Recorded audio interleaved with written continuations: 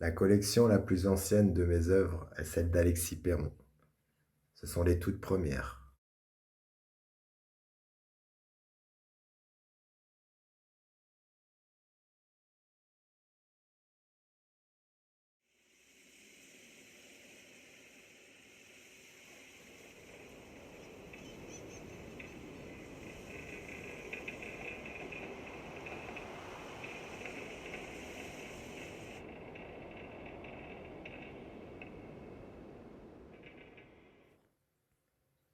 C'est l'affection, l'attention, l'écoute solennelle et la présence chaleureuse d'Alexis Perron, alors administrateur du musée du Lam, qui m'ont porté à continuer, à poursuivre ce chemin fragile où je m'exprimais, simplement, par la peinture.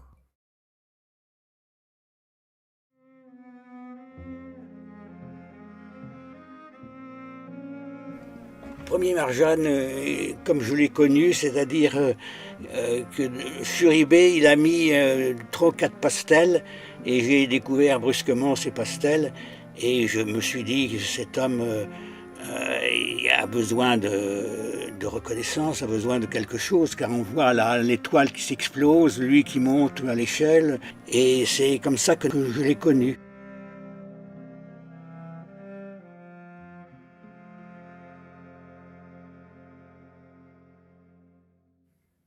En les revoyant aujourd'hui, si modestes, si maladroites parfois, mais aussi si libres, sans recherche d'effet, je réalise qu'Alexis ne regardait pas vraiment la partie visible de l'œuvre. Il s'intéressait à autre chose, à la force de son intensité, à son intériorité. Et je me dis qu'il avait sans doute conscience d'une chose essentielle. Avec le temps, un homme apprend le langage des couleurs. Mais la sincérité, la puissance émotionnelle, cela n'appartient qu'à l'être. C'est le tableau d'une famille justement qui est détruite par la misère. Et c'est justement cela que Marjane ne veut plus voir.